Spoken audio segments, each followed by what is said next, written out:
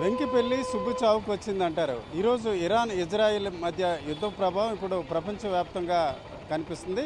ఈరోజు చూసుకుంటే విశాఖ నగరంపై కూడా దీని ప్రభావం స్పష్టంగా కనిపిస్తుంది.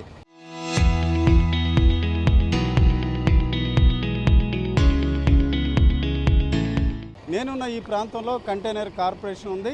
నిజానికి చూసుకుంటే ఉత్తరాంధ్ర నుంచి అలాగే దక్షిణ భారతదేశం నుంచి పెద్ద ఎత్తున కంటైనర్లు వేరువేరు ప్రాంతాలకు వెళ్తాయి. ముఖ్యంగా చూసుకుంటే ఇరాన్ ఇరాక్ ప్రాంతానికి ఇక్కడ నుంచి కంటైనర్ వెళ్ళడమే కాకుండా అక్కడి నుంచి కూడా కంటైనర్లు వస్తాయి. కానీ యుద్ధ ప్రభావం నేపథ్యాన ఈరోజు హార్మూర్ జలసంధిని ఇరాన్ పూర్తిగా మూసివేసింది. దీంతో అటుగా వెళ్ళే పూర్తిగా రవాణా నిలిచిపోయిన పరిస్థితి.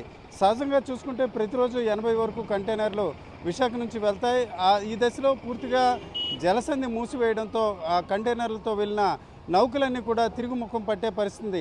ఈ రకంగా చూసుకుంటే దాదాపు 10,000 కంటైనర్లు వెనక్కి వస్తున్నాయి. అయితే ఇప్పుడు విశాఖలో నేనున్న ఈ ప్రాంతంలో కేవలం 7,000 కంటైనర్లు ఉండడానికి మాత్రమే స్థలం ఉన్న పరిస్థితి. నిజానికి ఈ 10,000 కంటైనర్లు వెనక్కి వచ్చినట్లయితే వాటిని ఎక్కడ పెట్టాలనే అంశం కూడా ఒక ఆందోళన కలిగించే అవకాశం ఉంది. అయితే ప్రధానంగా చూసుకుంటే ఇస్లాం దేశాల్లో రంజాన్ సందర్భంగా పెద్ద ఎత్తున జీడిపప్పును వినియోగిస్తారు. ఉత్తరాంధ్రలో ఈరోజు శ్రీకాకుళం, విజయనగరం అలాగే ఉభయ గోదావరి జిల్లాలో పండే జీడిపప్పును సహజంగా కంటైనర్లో ఎగుమతులు చేసే పరిస్థితి ఉంటుంది.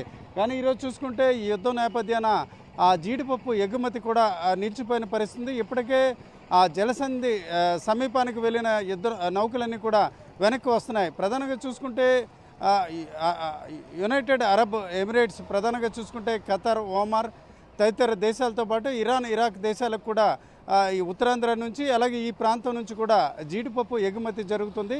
కానీ ఈరోజు రంజాన్ సందర్భంగా వెళ్ళే ఈ ఎగుమతులు కూడా నిలిచిపోయాయి. అయితే మరికొద్ది రోజుల్లోనే వేరువేరు ప్రాంతాలకు వెళ్ళిన కంటైనర్లు తిరిగి విశాఖకు వచ్చినట్టయితే కంటైనర్ కార్పొరేషన్ వద్ద ఉన్న స్థలం చాలా తక్కువగా ఉంది.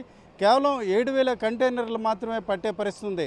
అయితే ఒకవైపు వెళ్ళిన కంటైనర్లు 10,000 వచ్చినట్లయితే వాటిని ప్రత్యామ్నాయంగా ఎక్కడ పెట్టాలనే అంశం కూడా ఈరోజు ఏపీ ప్రభుత్వం ఆలోచిస్తుంది.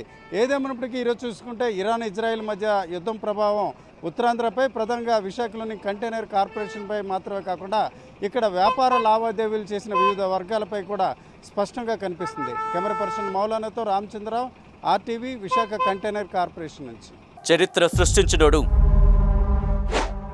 ఇప్పుడు ఆ చరిత్రని తిరగరాయబోతున్నాడు. అబద్ధాల గోడల్ని బద్దల కొట్టి నిజాలను రాగా మీ ముందుంచబోతున్నాడు. నిజమైన వార్తల కోసం వెంటనే డౌన్లోడ్ చేసుకోండి రా యాప్ని.